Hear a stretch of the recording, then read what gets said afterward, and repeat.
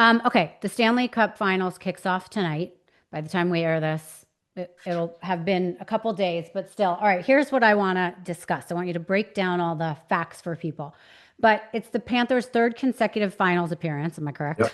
Yeah, that's Okay. right. First off, how hard is this, and what happened in their franchise in the last 3 years that they're doing so well? It's amazing. And what we've seen now, we've seen Tampa get there 3 times in a row.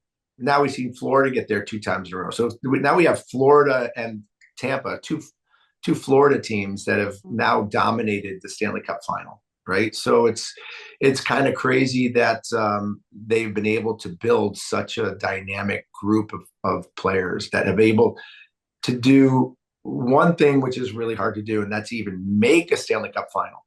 It's the Yeah. hardest sport to win a championship in is hockey because they play every other day for 2.5 months in 3-4 steps faster than the regular season. After playing 82 games, you're beat up, and now you're playing the hardest hockey every other day for 2 months, and then you have to win it to try to win a cup like this. It's the hardest thing to do.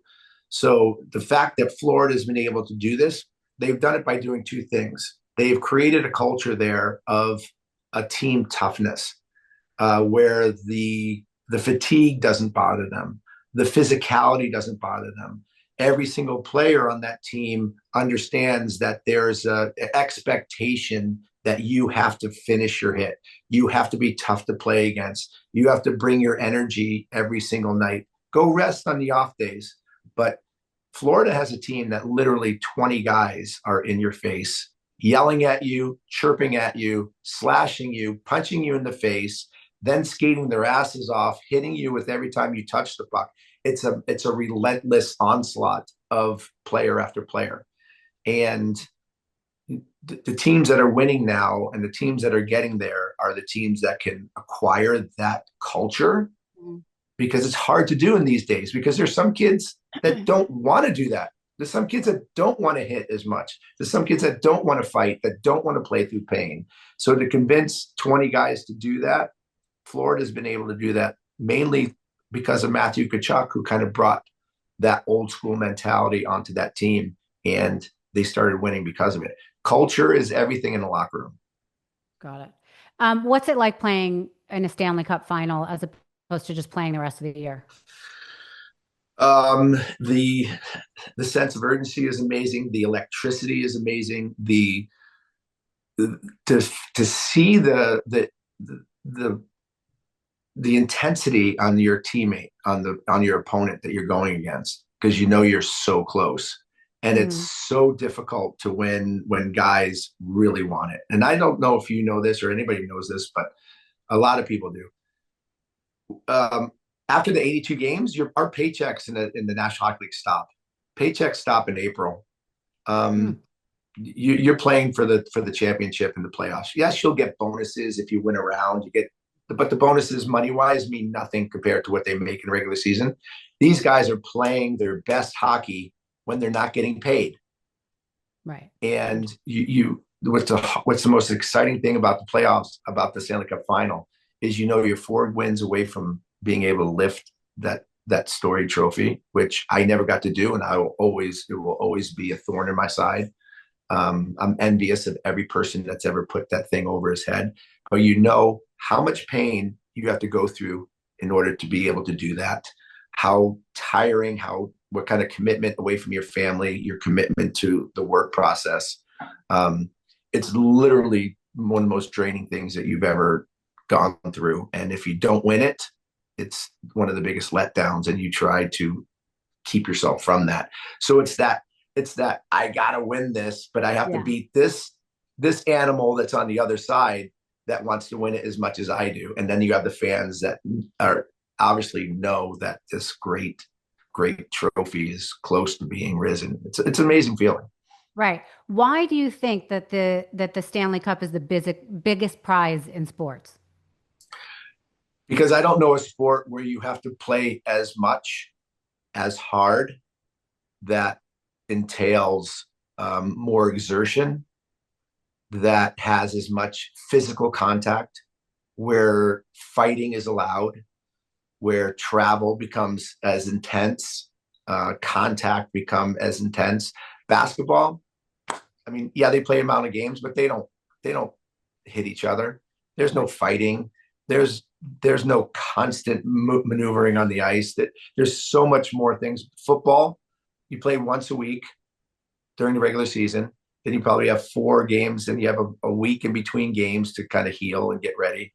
Um, Hockey, you're playing 4 rounds of best of 7 every other day for two Yeah. months. Whether you have broken bones, stitches, bruises, pulled muscles, broken noses, no teeth, whatever the case may be, needles that are getting inserted into you to make sure that broken bones don't feel as bad. I mean, guys playing with broken toes, broken fingers, Right. the sacrifice that these guys have to go through in the course of a playoff season after already playing 82 games of this, it's overly grueling. Right. Right. All right. So these two teams were here at this exact moment last year. What do you think has changed in these two teams that we're going to see in the next week, couple weeks? I think number one, the this I keep talking about this sense of urgency thing. Um, Florida lost to Vegas 2 years ago. Mhm. They came in last year with a different purpose and a more of a drive to win last year, which got it done for them. Edmonton lost last year to Florida. They're going to come in this year with much more desperation to win. Nobody wants to lose 2 years in a row. And you have the two best players in the world, and Connor McDavid and Leon Draisaitl, who literally are dominating the offensive aspect of the game. Mhm. That Connor McDavid will go down as the most talented player of all time. You know, them winning a Stanley Cup becomes very important to their legacy. Mhm. They have better defense. Their goaltender's playing better than last year. They have a couple players on their team that they didn't have last year. They have more grit. They can play through any type of game. They're playing on home ice, which has better ice. There's so many things that I think that Edmonton now possesses this year that they didn't have last year. Whereas Florida has pretty much the same, with the exception of a couple players. Okay. Let's talk about the game plan for a second. What do you think the game plan is for each team?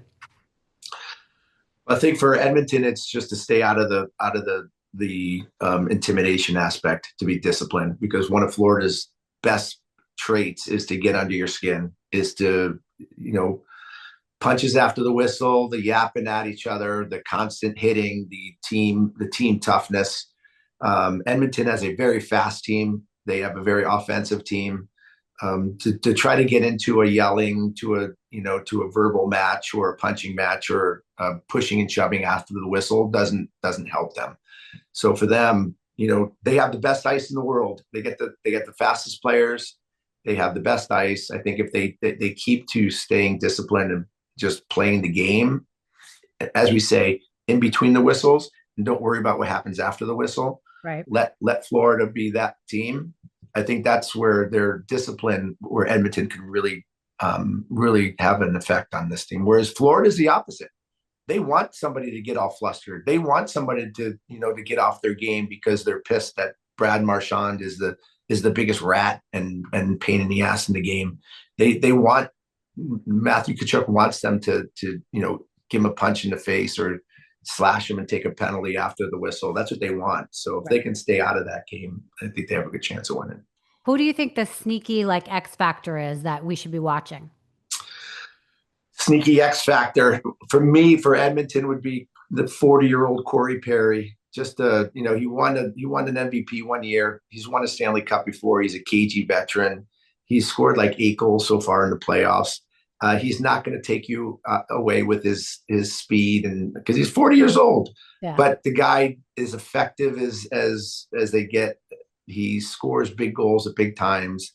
Corey Perry could be one of those guys that could be a secret hero for Edmonton. Whereas in Florida, I think they have a bunch of different guys that can be that way. Connor Verhaeghe's a great little player.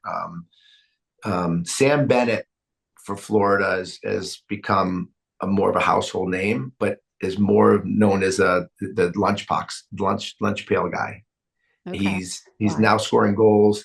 He fights. He hits. He can be a big reason why Florida wins in this, because he's become such a multi-talented player. So those would be. And Skinner, the goaltender for Edmonton, if he keeps playing the way he's played the last 4 games, um, he has a chance to be the hero of the Stanley Cup final. Okay, I'm gonna watch these guys. All right, you've scored over 500 goals, racked up over 100 penalty minutes in multiple seasons. Yeah. Who is the Jeremy Roenick of this series? Matthew Tkachuk. If there is a player that fit my game, it would be Matthew. I fought more than Matthew, um, and maybe I hit harder than Matthew, but Mhm. his goal scoring ability and his playmaking ability and his knowledge of the game is immense, and his personality is huge. So, and I've known Matthew since he was born. Did you play with his father? I played with his Yeah. dad. Yeah, his dad's one of my best friends, one of the greatest players of all time, Keith Tkachuk.